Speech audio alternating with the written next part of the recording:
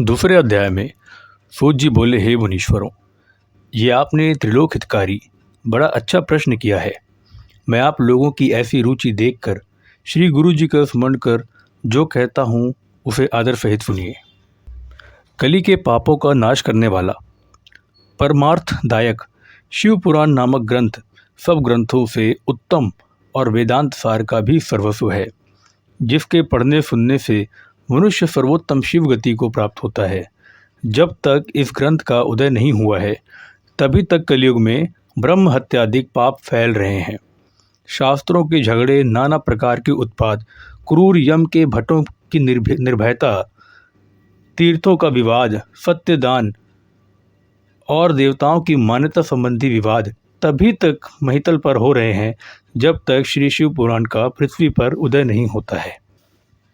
जब यह प्रत्यक्ष हो जाएगा तब शास्त्रों के परस्पर झगड़े आदि सभी इसकी गर्जना से समाप्त हो जाएंगे, क्योंकि भगवान वेद व्यास के कहे हुए इस पुराण का बहुत महत्व है।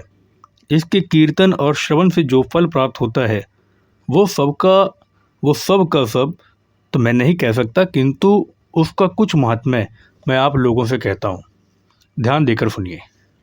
इसमें मैं अपनी ओर से कुछ नहीं कहूँगा, जो वेद व्यास ने कहा है वही कहूँगा।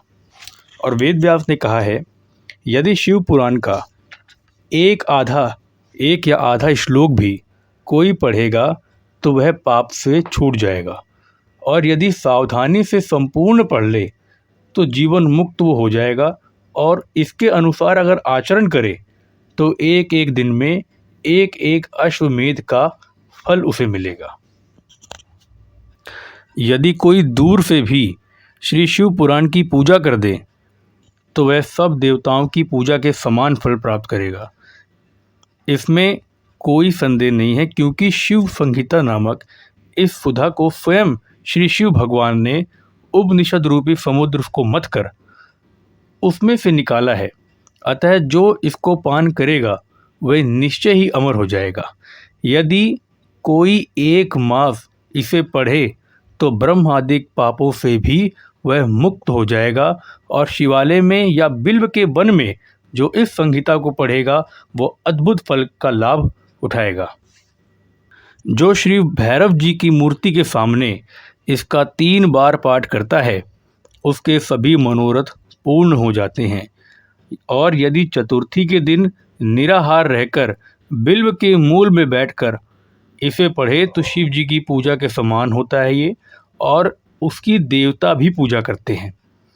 इसमें शिव के दिए हुए अर्थ, धर्म, काम और मोक्ष चारों पदार्थों का विवेचन और उनकी प्राप्ति के उपाय तथा शिव जी की लीला और विज्ञान सब कुछ निहित है। अतएव यह सब प्रकार से आदरणीय है। वेद और ब्रह्मा जी की सम्मति के अनुसार श्री शिव जी ने ही पहले इस शिव पुराण की रचना की, जिसमें विश्वेश्वर संहिता, रुद्र संहिता, विनायक संहिता, उमा संहिता, मातृ संहिता, एकादश रुद्र संहिता, कैलाश संहिता, शतरुद्र संहिता, कोटि रुद्र संहिता, सहस्त्र कोटि रुद्र संहिता, वायवीय संहिता और धर्म संहिता, इतनी संहिताएं इस पुराण में सम्मिलित हैं। ये सभी पुण्यतर हैं।